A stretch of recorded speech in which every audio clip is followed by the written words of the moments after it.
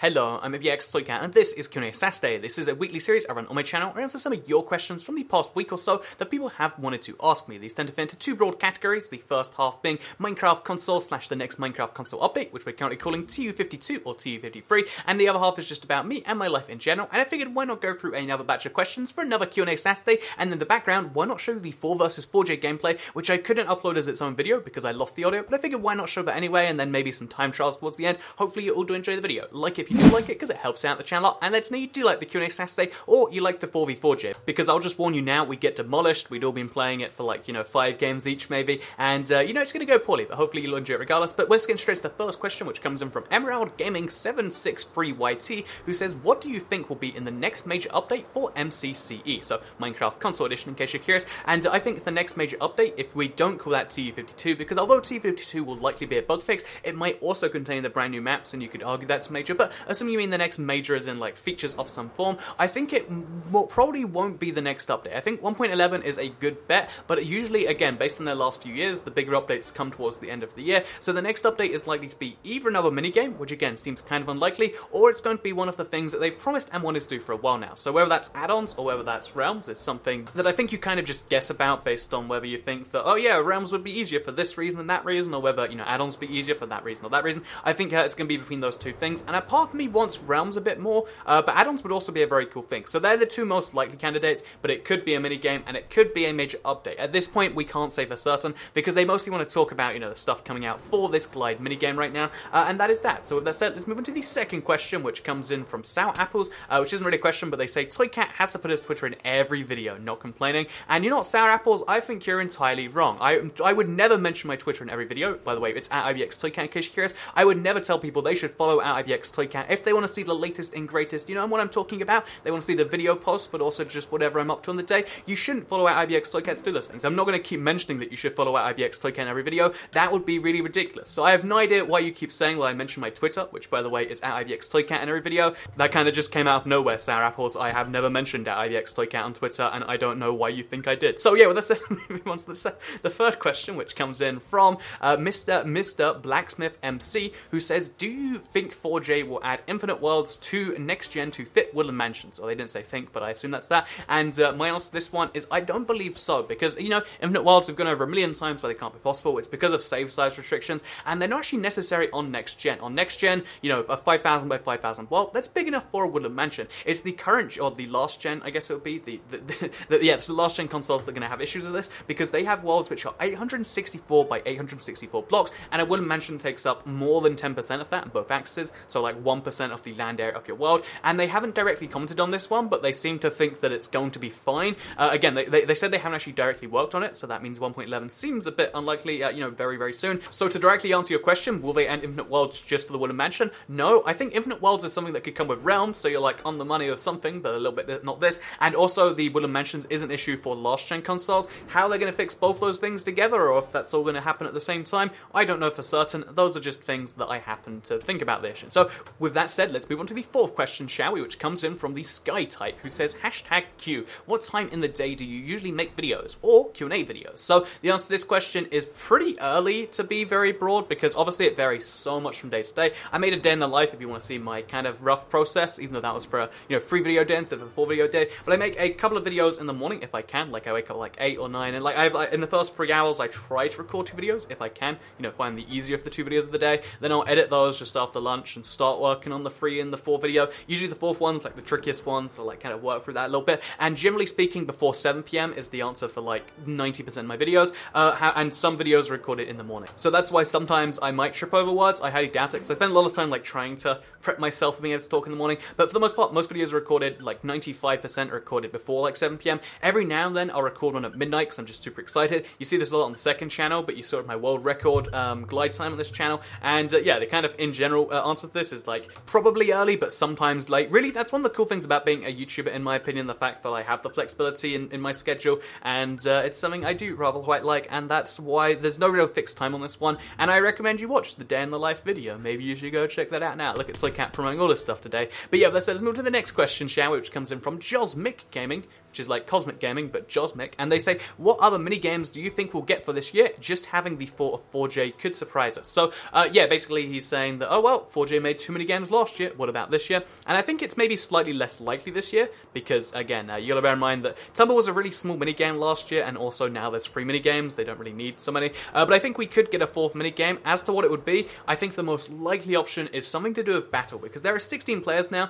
It was a really big surprise that they just said, oh yeah, so as well as this new mini game, it's going to be 16 players, and so is battle. I thought that was really cool, they could just do that out of nowhere. But as to, you know, what I think it'll be, I think team battle is so much more likely now, because with 16 players, you know, having 4 teams in battle, that's actually something you can do. You can even have 8 teams of 2 players, and it's going to be this, like, real war that I think would be actually quite fun. I think something regarding battle and teams, or any existing game mode teams, is something that we could see in the future, because it's so easy to do that. All you have to do is turn on friendly fire, or turn off friendly fire for friendlies, and then make it some way so you can have like a shared inventory or something. I'm just saying, it's a cool idea, and I think there's a good chance they'll do it as like one of their smaller updates, or combined with another bigger update, which just sounds kind of cool if you ask me. So, most likely next mini game, I would guess team battle, but you know, it could be anything, because 4J work in mysterious ways, it seems sometimes. So, yeah, with that said, let's move on to the next question, which comes in from SwordKing090, who says, are there any conventions you plan to go to this year, whether in the UK or in the US? So, I go to Minecon every year, apparently. Well, I've gone to Minecon for 2 years, and I intend to go for it this year,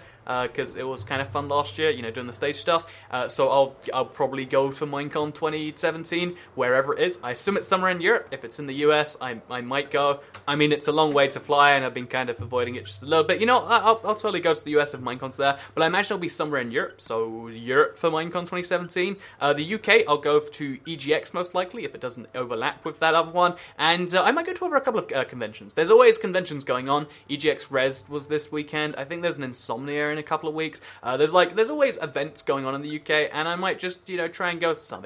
Honestly, it depends, like, what I'm doing, because I think I've said this before, my schedule is just so hectic for, like, oh yeah, well, I'm traveling here and here this week, and right now I'm just gonna, you know, kind of refocus and work out what I need to, like, invest all this time in. So, yeah, there's your answer to your question. Really too long, but I hope it answered what you were saying. At least EGX and Minecon, maybe a couple of other ones, but those are the only ones where I'm kind of guaranteed. I wanted to go to Res, because it's happening right now as I'm recording this video, but I probably didn't, although I might be there, but it'd be too late if I said it. So, with that said, let's move on to the next question, which comes in from Ank of the A, who says, to be honest about cross-platform play, they should use Mojang accounts instead of Xbox Live, because it'll be easier and you can sync with all platforms. So the answer to why they're doing this, you know, this is a sneaky Microsoft thing, I think, is the fact that they only wanted to do cross-platform after Microsoft bought it. They only announced it at Minecon 2015, a year after Microsoft had bought Minecraft, and you know, they only really ever said it between Pocket Edition and console, and I think that's still their goal. I don't think the PC is ever going to cross-play with the console and the Pocket Edition, because those two versions of the game are getting more and more similar. You might notice the Pocket Edition is getting more stuff the console has. The console's making progress, but all of its exclusives aren't actually exclusives to the console. They're like, you know, mini games that they don't need to put on the Pocket Edition, which is interesting when you think about it, because the Pocket Edition is also kind of lowering down the exclusives, which makes me think that they're trying to prepare right now for a crossover, and they're probably going to use Xbox Live to do so. One, because, you know, that's Microsoft servers, and that probably helps them out some way, and two, because imagine how fun it's going to be like, oh yeah, on your PlayStation, you have to sign into your Xbox Live account if you want to play crossplay. I'm just saying, it'd be a cool idea, and it'd be a funny thing for Microsoft, because they already, like, have a really popular... They have one of the most popular PlayStation games, I think, like, the most popular PlayStation Vita game, and that's kind of funny, right, that Microsoft makes some of the most popular games for Sony platforms, and soon, you have to sign in on your Microsoft platform, on your Sony platform, if you want to play a Microsoft game, which I know is confusing, but that is what's going to happen. So, I just feel that the simple answer is there's not going to be a PC console crossplay, I'm like 99% sure, and the long answer is Microsoft are pretty good at implementing their stuff into other services. So, yeah, that's it. Let's move on to the next question, which comes in from Christopher Resendez, who said, I think IVX Toycat needs a calendar. I actually have a calendar. I know every single time I do this, I'm like, I get the year wrong, I'll get the day wrong sometimes. I'm always roughly right on what day of the month it is, like it's the 1st of April. Happy April Fool's Day! By the way, okay, I proved my point. I didn't realize it was April Fool's Day until just then. But yeah, I only sort of know all that stuff roughly, and therefore I should get a calendar, so I always know. But the thing is I actually use a digital calendar, and it works wonders for me. Maybe I'll share a screenshot of it. I think there's lots of, like, private stuff, but, like, it shows what my flights are, it shows my hotels are, it shows if I've got a call scheduled, if I'm going to meet this person, I've got to call that person, I've got, like, you know, going to look after the cats on there. I actually have a calendar that I use for all that sort of stuff, but when it's not notifying me of stuff, I don't care about it. Like, I don't need to know that it's Saturday today, QnA Saturday. I'm out of this. I don't need to know that it's a Saturday today for the most part, because it doesn't really affect my life, and that's why I think my date's really bad. However, I totally recommend, if you don't already use it, use Google Calendar if you have an Android phone. If you have an iOS phone, it's probably called like Apple, Times. Yeah, it's probably not called the Apple Calendar, but it might be. But use the Apple equivalent and like set stuff in there, because even the act of like writing it down so you'll remember it later on your calendar is pretty useful. And then you can actually have notifications, so the moment that like, oops, I should be doing this by then. Time management is important, and you should do it too. You said that as a joke, but it's a valuable lesson for you too, Mr. Christopher Resendez. And yeah, let's move into the final question, shall we? Which comes in from Raylin Obstinct. And this is a Minecraft question that's actually pretty cool. It relates to Seed Sunday, which is going up tomorrow, and which I still have not recorded yet. So who knows what that'll be? Maybe it'll be the coolest seed, maybe it'll be the worst one, hopefully the coolest. But yeah, they ask, #Q. It might be a little dumb to ask this, but considering how mushroom/mushroom biomes don't spawn mobs naturally anywhere within the space of that biome, is it even possible to get a mob spawner/abandoned Minecraft/stronghold to generate in that biome? Love your videos, by the way. So thank you very much, Raylan. And also, the answer to your question is simply you can find those spawners. I haven't found one in a few updates, so they might have removed it, but I'm pretty sure you can still find spawners and strongholds. But the cool thing is the spawners do not work. They'll spin around like they can spawn, but they literally cannot spawn because of the conditions of the mushroom biome, and I find that to be massively cool and interesting, and yeah, it's a cool thing